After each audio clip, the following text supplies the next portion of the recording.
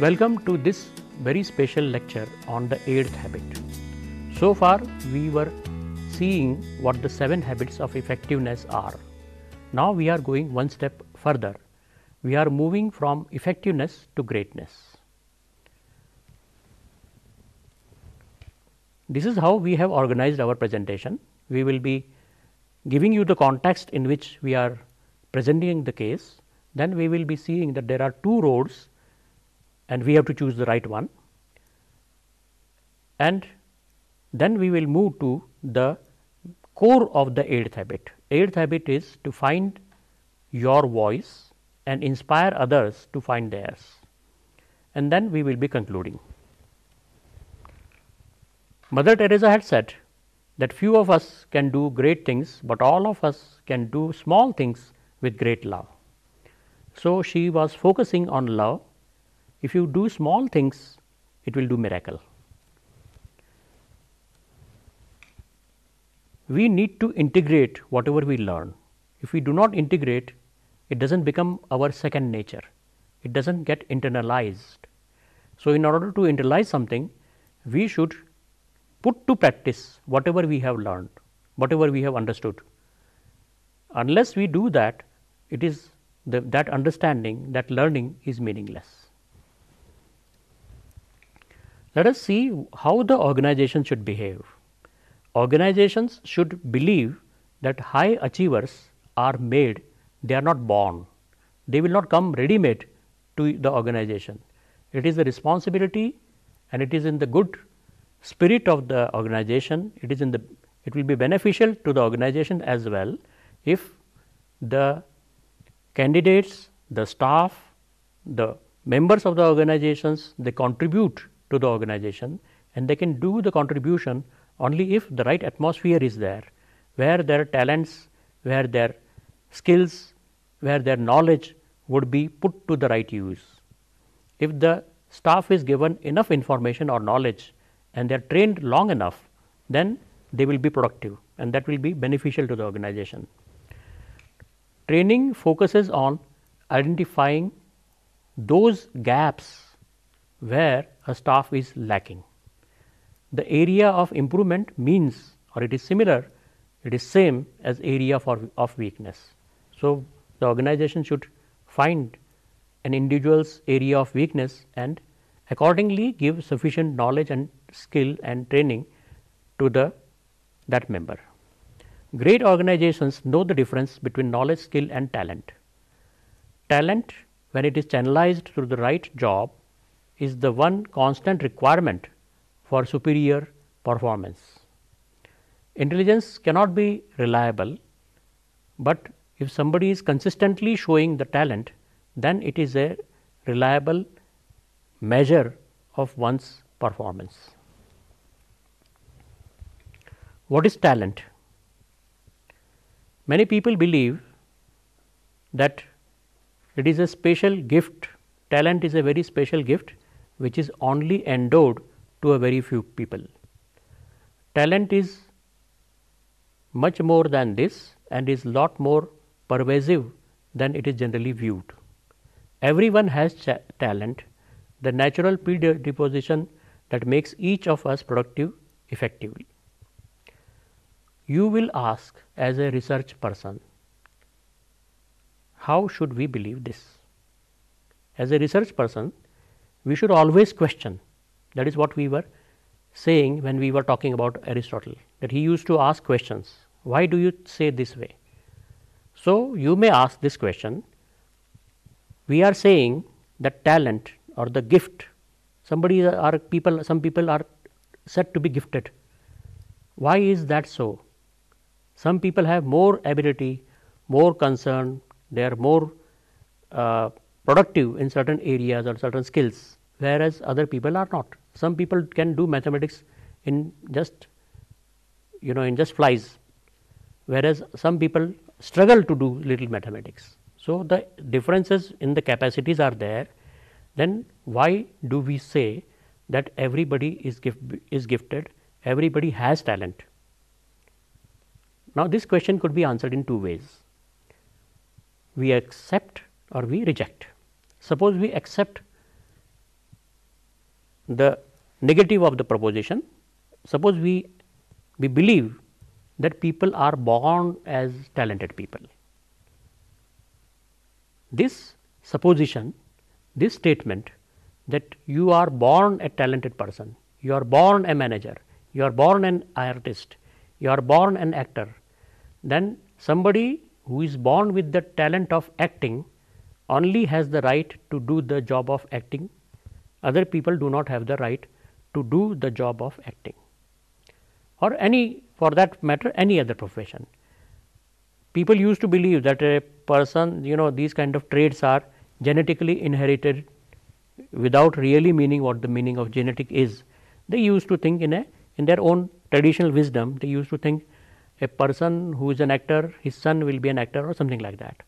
So, that is the debate of nature nurture kind.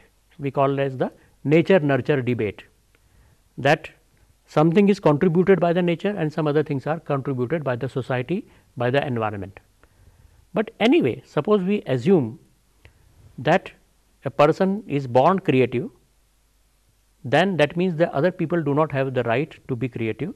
Other people should not, those people who have shown in their early life the trait of being creative, they only have the right, or they don't only have the future in the creative field, and other people do not have that kind of freedom or that kind of future in that creative area.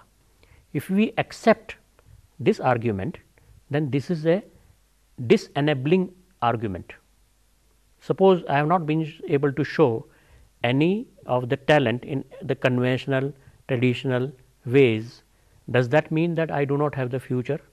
Does that mean that I should give up hopes to be a good person, a good successful professional? So, if we accept that position that people are born talented, the talents are born and not inculcated, then it is a disempowering kind of a thing. We do not know, we will not be able to prove or disprove with certainty whether such one thing is correct or the other thing is correct, but one proposition is an empowering proposition, other proposition is a disempowering proposition, it is an undemocratic kind of a proposition. It means it leads to the system where an artist will be a father of an artist, will be a son of an artist, there will be a community of artists or some things like that. So, that is the kind of system from which we have broken away, and we are giving chance, we are giving opportunities to everybody of every caste and every creed, every kind of their background, that everybody is equal, everybody has the right, everybody has the capacity to do great jobs in all the fields. Only thing is how hard you have tried. Every person has got 24 hours in a day, whether he is a prime minister or he is a class 3 or class 4 employee. Every person has been given equal time. Only thing is how do they do their job. The way they do their job may be different, therefore, their achievement may be different. So, that is the crux of this slide, that everybody has talent, natural predisposition that makes each of us particularly effective. When this recurrent pattern of thinking, feeling and behavior is applied to the right role, superior performance is generated. The trick is to find that role in which the talent can be put to the best route. So, this is the point which is more important. How do we achieve greatness in any position, in any setting? We can find greatness by finding the right balance of the 4 human attributes of talent, need, conscience and passion. The point of intersection of these 4 is called as the voice. Talent is what can you be the best in. Need is what drives you. Conscience is what does it tell you. Conscience is basically is the voice, or it is the knower of the good and the bad, and it tells you what is to be done. Passion is what you are deeply passionate about. So, when you have everything, suppose you find an area in which you have a talent, that means you can do things best. When there is a need, that means society needs it, people around you needs it.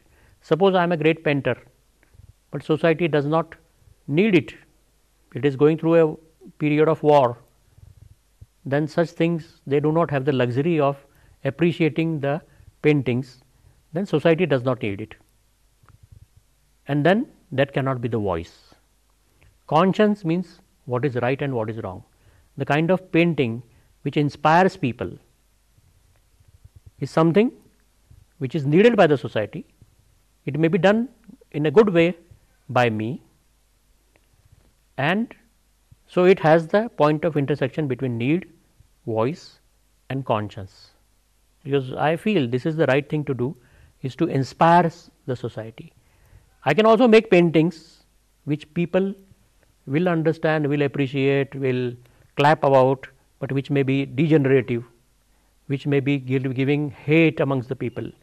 There are many things, many times people inspire hate amongst people, and it is liked by many of the people. They should not like it, but they may like it. Then it is not the right, it is not the conscience which is there, and therefore again it is not the voice, because your conscience does not allow it, and still you are doing it out of the need of your financial nature or something like that. So again that is not the voice. So voice is something which has all these four ingredients. You are best in it, the society needs it, you think it is right, and you are passionate about it. You want to do it very passionately, you really feel about it.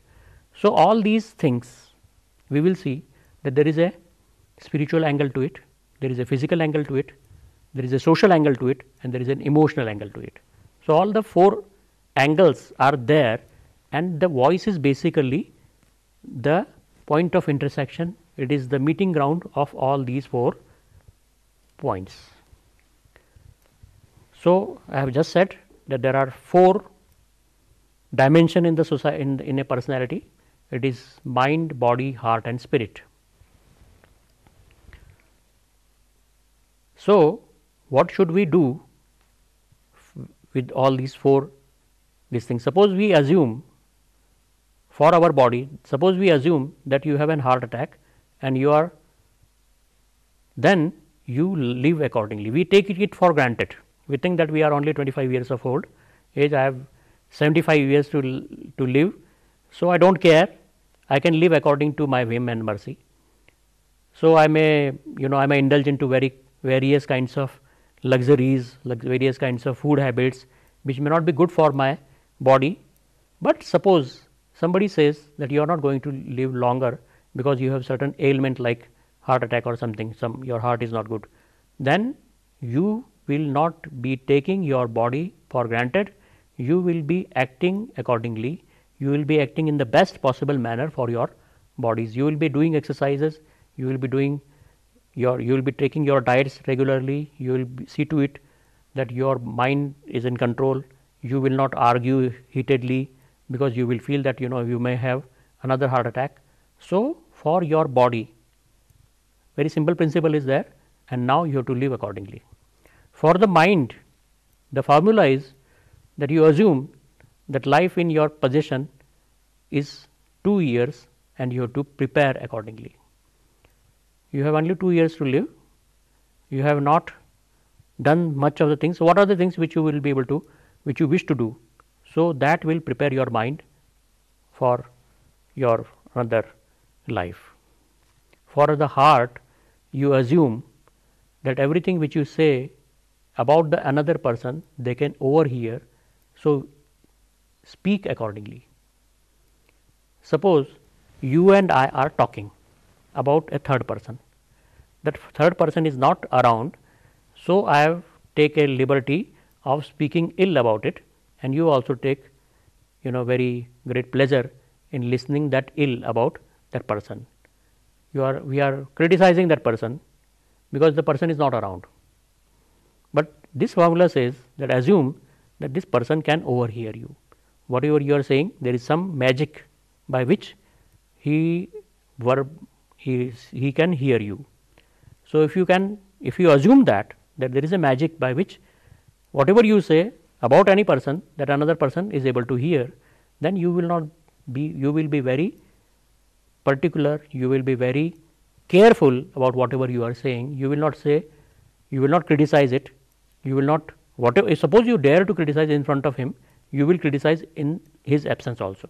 So, this is a formula for the heart, for the emotional kind of that part of our life.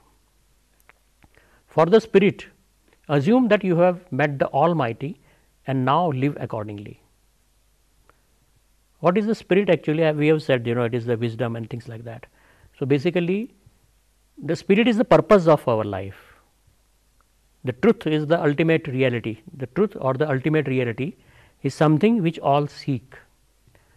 What a scientist seeks is to know the truth about the nature, how the subatomic particles behave, what are the various things in which the nature works.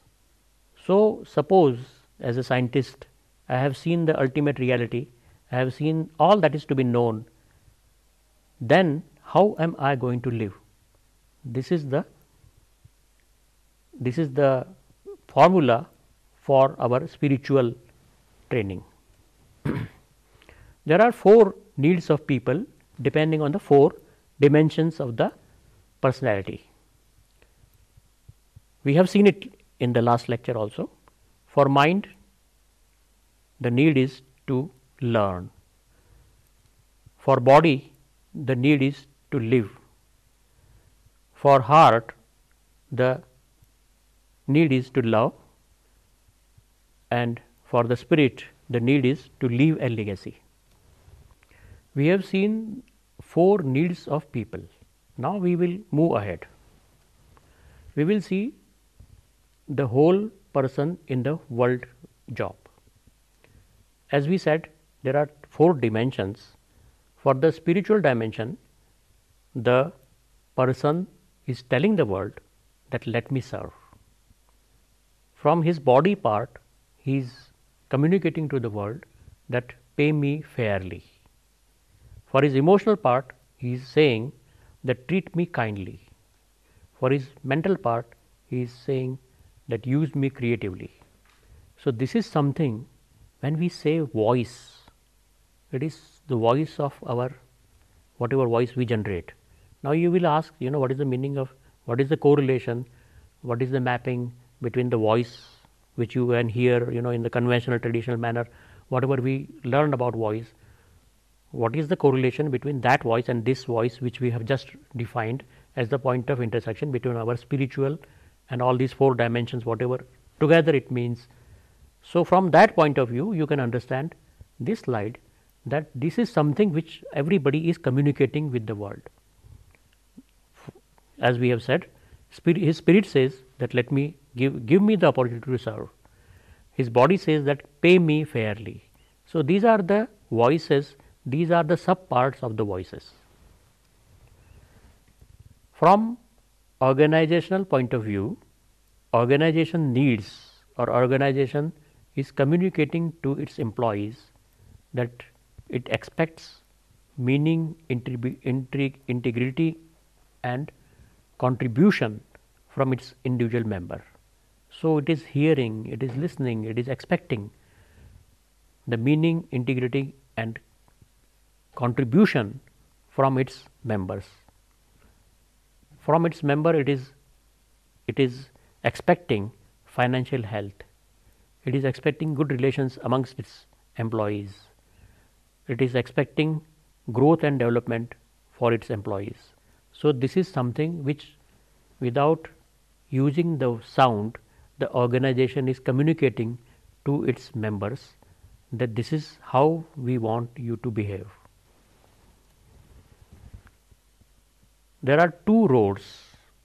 One is to find your voice, and second is to inspire others to find theirs. Finding your voice is the road which is less travelled. losing your voice is the road which is travelled by many. If you find your voice, if you are able to judge yourself, analyze yourself, and find your 4 dimensions, analyze your 4 dimensions, and accordingly you find out what is the point of intersection, what is your voice. Once you find your voice, you will be traveling in the path which has been travelled less. And if you inspire others to find their voices, then again it is the path which is less travelled. No, not many people do this. Not many people find their voice. Not many people help others to find theirs. So it is a path which is travelled by less people, very few people, and therefore it is the path of greatness. If you travel in a path in which you lose your voice, you deny or you ignore any one of the dimension. Suppose you ignore your conscience, suppose you only live by your stomach, your financial needs, and you just completely ignore the other parts of your personality, then you are losing your voice. You are not acting on your voice. And suppose you keep others from finding their voices, then again you are not doing a good service. It is something which all the people do, most of the people do. It is the path of mediocrity. It is the path of middle class kind of thing. Mediocrity means it is medium thing, not either you can. It is actually euphemism. It is all it is something to do with the medium class of thing. It is not the high class of people that we are talking about. It is not the great people we are talking about. It is the middle, medium or low people we are talking about. Those people who do not listen to their voice and they make others not to find their voice. First part is to find your voice. To find your voice, you have to discover your voice and you have to express your voice. Discover means you are removing the cover. It is there, but you have not seen it. Dust has been settled on something, so you are not able to see it, what it is really there. When you remove the dust, then you really see the true nature of the things. So it is discovering your voice. So it is in that sense, it is discovery. Potential that we have from our birth, those are our birth gifts, and which is mostly unopened, which is mostly covered. Therefore, we have to discover it. What are our birth gifts? Freedom and power to choose. We have seen in our first lecture that we have the power to say no, to be responsible. We sometimes immediately say that this is the consequence which is utterly unpleasant to me, and therefore that consequences I am not going to face at all. So you treat as if that consequences, that choice, that option doesn't exist. But when you discover yourself, when you discover your voice, then you understand that there are certain very unpleasant options which are available, which you may exercise. So it is basically one of the birth gift is the freedom and power to choose. Other gift is the principles or the natural laws which are universal, which is timeless and which are self-evident. And then there are 4 intelligences: the physical quotient, the intelligence quotient, the emotional quotient and the spiritual quotient, or you can talk about the physical quality, emotional quality, intelligent quality and spiritual quality. We have seen in our very first lecture that, or about when we talked about the proactivity, that there is a stimulus and there is a response, and there is a space between the stimulus and response, and that space it gives you the freedom to choose. So your response is not automatic, it is not instantaneous, but you take your time and find out which way to respond, which options to choose. Principles are the natural, self-evident, timeless principles. They were there since ancient times and they will be there till the end of the universe. These principles are fairness. Fairness means that whatever I expect myself to be treated, I should give the same treatment to the others. If I expect to be treated in a nice manner, I should be nice to the other people. I don't think anybody will disagree or will say that I wish to be treated in an unkind manner. I wish to be treated in a harsh manner, except for very few psychopath or few psychological phenomena where such things do happen. But in most of the people, they wish to be treated kindly. They don't wish to be pained. They wish to be healed. So if I wish to be healed, I should heal others. Kindness, to be kind with other people. Everybody expects to be kind, give respect, be integrity, to have integrity. By what we mean by integrity, suppose I am saying something and I am acting according to whatever I have said, then I have the integrity or honesty. Honesty is, again, you already know, we have seen that honesty is the principle in which we deal in a very predictive manner. We do not act in an arbitrary manner. Service is to serve to the other people, to help other people, to serve to the society, to serve to the needy people, those in the disadvantaged class, and contribution is the contribution to the society. So there are 4 intelligences. For our physical dimension, we have PQ or physical quotient. We have emotional quotient for our emotional dimension. We have IQ, which is very well known. IQ, they are basically, we can take tests in which they statistically they find out what is your mental age and what is your physical age. So what is the ratio of your physical age to your mental age? Suppose your mental age and your physical age is similar or same, then your IQ is 100. If you are more intelligent than the statistically average of the person, then your IQ would be more than 100. If it is 1.5 times that of the same person, then it is 150. So similarly, we can also talk about the spiritual quality or spiritual quotient, which gives the quality parameter for your spirit. Express your voice. That is, the first part was to discover our voice, and second part is to express our voices. For physical dimension, it is the discipline. Suppose we routinely do exercises, routinely take our diet, routinely go to the sleep. Suppose our diet, our sleep, our exercises are conforming to some discipline, conforming to some standards, then we can say that we are expressing, our body is expressing that part, how disciplined we are. That is how our body is expressing to you and to the world.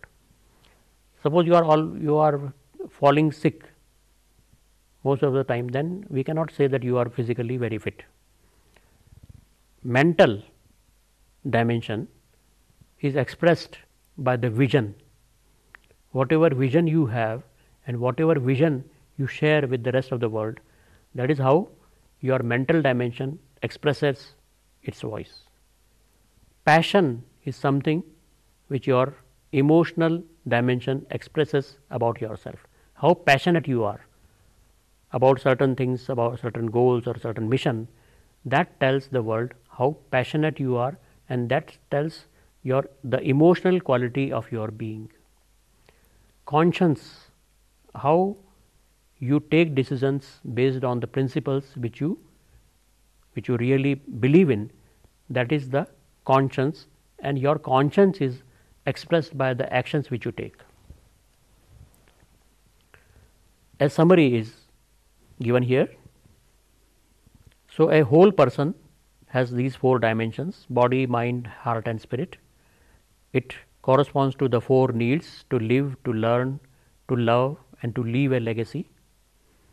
And there are 4 intelligences corresponding to these 4: peak physical intelligence, mental intelligence, emotional intelligence and spiritual intelligence. And these are the 4 attributes which expresses themselves: discipline, vision, passion and conscience. Inspire others to find their voice. The leadership challenge. 90% of all leadership failures are character failures. We do not succeed because our mental fibers or our character fibers are not strong. So, this is what it is. So, trust is it has these compartments: wisdom, competence and character. So, when the character and competence they intersect, you get the wisdom. Leadership is the capacity to translate vision into reality. An effective leader has these attributes. Most important attribute is that of integrity. Whatever you talk and the way you walk. So, the balance between talking and walking, that is the integrity, that has a very large contribution to effective leader. Then comes communication, then comes focus on people, then comes the visionary, your vision, then comes the caring part of your character, then whether decision making, how good you are in the making of the decisions. These are the various attributes of a effective leader, and this is how it is basically it contribute. 4 roles of leaderships: modeling, pathfinding, aligning and empowering. Modeling means inspire trust without expecting it. That means you inspire trust amongst other people, so they trust you, but you do not expect it. So, this is the personal moral authority.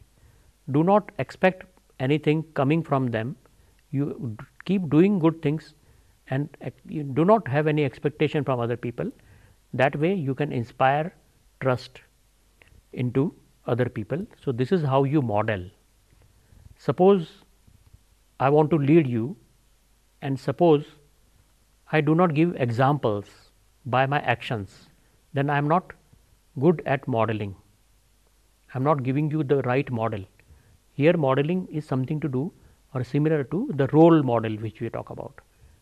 Your ideal, your icons, they are your models. So, if you are to be a good leader, you have to be good icon, you can then only inspire the faith in your followers, and they will follow you and they will know how you will act. Suppose you are in a doubt. How do you do? What do you do? Sometimes what people do is they think about their role model and they ask themselves what that role model would have acted on in this particular situation.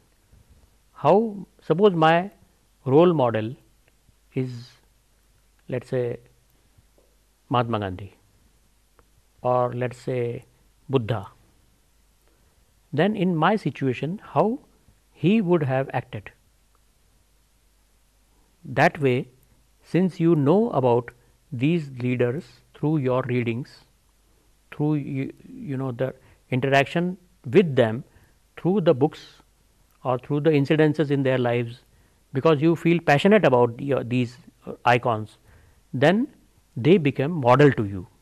In similar manner, your physical leader, your leader who is there in your organization, you are seeing him daily on a day-to-day basis, you are watching his actions, and then you understand his nature, and then in the moments of crisis you will ask yourself what would he feel, what would he expect, how he would have done, what he would have expected from me, and accordingly you act.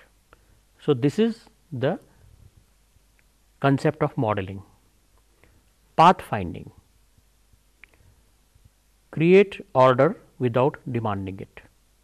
So, you are not demanding order, but you create order. It is very simple to say silence, silence, order, order, just like we see in the court of the law. They are demanding order, but a good leader will not demand order. His actions, his way of working, his way of communicating, through his words, through his voices, through his actions, it will generate order, it will create order without really demanding it. That is the part of the visionary moral authority. Aligning means nourishes both vision and empowerment without proclaiming them. That means it generates, it nourishes, it gives, it creates that kind of an environment in which vision, every of the follower will have the vision, will develop the vision, and also will empower him, will empower his followers without really expressing it in a very explicit manner. Suppose the way we have, the way myself as a leader and the way myself, my followers, we interact, our interaction is such that through modeling and pathfinding they develop the vision in themselves. Through our interactions they develop, all my followers develop the vision for themselves. They know the plan, the greater picture, the big picture in which we as a team are working. Then it is called as alignment. And suppose I also empower them. So, there are the key words are vision and empowerment, nourishing the vision and empowerment into the followers without explicitly saying it, without giving a making a statute or law or rules. Suppose we do that, then we are aligning. Aligning means aligning to the vision, goal and contribution of the organization. This organization is for poor. So, everybody who is there in the team, in the organization, he knows that this is the vision of the organization and he acts in the manner that contributes to this mission. So, aligning ourselves to the vision and mission of the organization. Empowerment unleashes the human potential without externally motivating it. It is the cultural moral authority. What do successful leaders do? What do? They set direction. That means they do the kind of modeling job. They demonstrate personal character, their habits, their integrity, their trust and their analytical thinking. It demonstrates their personal character. Then they also mobilize individual commitment. They make everybody engaged into the system. They share power with their followers and that way everybody is aligned and then everybody will work together and they will synergize themselves in the utmost manner, and that is how the society or the organization will contribute to the best of the society. Engender organizational capability, building teams, managing changes. So, the organization's capacity is developed by building smaller teams and managing the changes. The change is the only reality. We have to keep on changing ourselves with the changing times and with the changing environment. So, this can happen when each of the members has built its character. In summary, whole body paradigms has the 4 dimension: body, mind, heart and spirit, and these are the, and its objectives are to live, to learn, to love, and to leave a legacy. And there are 4 intelligences: PQ, IQ, EQ, and SQ.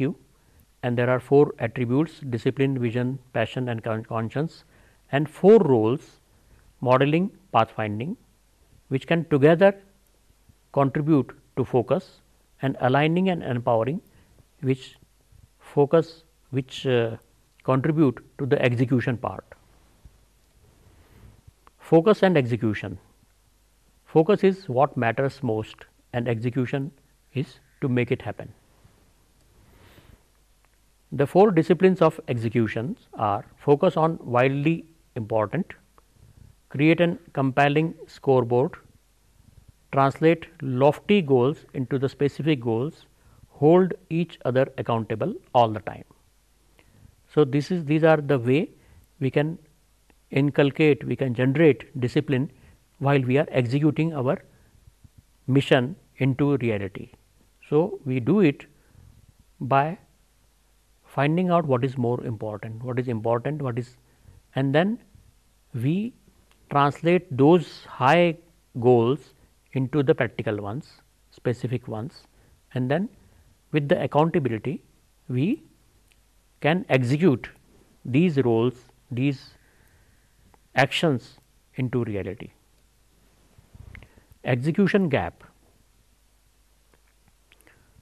Why we are not successful in execution is when we do not have the clarity, when we do not know the very clearly the goals and priorities of the team or organization, when we do not have commitment, not buying into the goals. Whatever goals has been set, suppose we really do not, from my heart I do not believe that those goals are really good, those goals are really worth attaining to, or those goals are really achievable, then I will not be committing myself. And if the team members do not commit, then there is a gap between leader and the follower, then there is the execution will not be proper. Translation. Not knowing what they need to do to help the team or organization achieve its goal. Enabling. Not having the proper structure, system, or freedom to do their jobs well. So, if you are not enabled your followers properly, then the execution definitely will not be proper. Synergy. When there is lack of synergy, when people do not act together, we have seen a whole lecture on synergy. When everybody opens up, everybody has trust in one another, when everybody thinks win-win, then there is a synergy. When that synergy is lacking, then execution will not be properly done. Accountability. Lack of accountability. When we do not hold one another accountable, then you can do wrong things and get away. If that is the spirit, if that is the feeling among the people, then certainly they will not be able to do great jobs. So, these are the 4 dimensions of leadership: is to do, the body part; to evaluate, that is the emotional part; to plan is the mental part; and to serve is the spiritual part. So, we have seen the context, the 2 roads, and finding our voice and inspiring others to find theirs. 3 generations of principle centered living. In parent, child, and grandchildren. Suppose there are 3 generations of people. If the parents are humble and they are courageous, then their child will have very high integrity, and their grandchild will have wisdom and abundance mentality. But if the parents have arrogance and cowardiceness, they are not courageous enough, and if they are arrogant instead of being humble, then their child, the child does not really necessarily means the biological child, it may also mean the next generation of employees or people. These people will have duplicity instead of integrity. Integrity means walking the talk. Whatever I am saying, I am doing accordingly. Duplicity means I am saying good things, but I am doing bad things. So, such people who have arrogance and who are coward, such people will in essence generate duplicity in their next generation, and such the third generation would have foolishness and scarcity mentality, because everybody is looking after the bread, everybody is grabbing other person's fortunes. So, these people they will be generating such people who will have the scarcity mentality rather than the abundance mentality. They will not be wise, they will be fools. Courage is not the absence of fear, rather the judgment that something else is more important than the fear. This is a very great sentence or great quotation. Suppose a bus is coming and a mother and her child is crossing the road, and the bus or the vehicle is likely to crush the child. What the mother does is she puts herself in the danger, and she puts her own life in peril and saves her child. She has acted in a courageous manner. So, was there an absence of fear in her? In an absolute sense, that lady in any other circumstances may be just as afraid as anybody else, but when she has the judgment that something else is more important than fear, then she has acted in a courageous manner. So, that is why this is the explanation of these two sentences. Courage is not absence of fear. Why people sacrifice their lives at border or in various manners, in various organizations, various revolutions, when they believe in something, that this is something which is more important than my life, then they will sacrifice their lives. On a day-to-day basis, we do compromises, or we take certain decisions in which we have to choose between 1 and 2, and we do that kind of decision which is more convenient to us. Taking one decision, taking another decision, one is more convenience to myself, other is less convenient to myself. I will take that decision which is more convenient to me. But when I have to decide between my conveniences and my child's conveniences, maybe I would take a decision which is more convenient to my child. Some people deny promotions because they will not be able to take care of their children. When they do that, they are showing some trait which is a smaller exercise of this phenomena of courage. 3 kinds of greatness: personal greatness, organizational greatness, and leadership greatness. The personal greatness is to do with the 7 habits.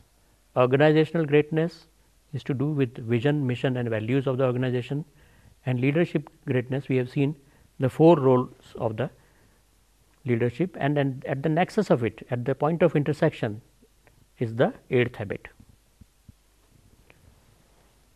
There is a prayer which I had referred to in very first lecture.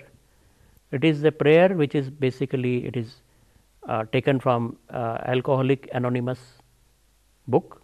They say that grant me the serenity to accept things that I cannot change, grant me the courage to change the things which I can change, and grant me the wisdom to know the difference. Thank you for being with me in this series of lecture. We have seen the 7 habits, we have seen how the team building exercises can take place, and that takes us to the end of this block. We will be moving to the next block in the next lecture. Till then, thank you.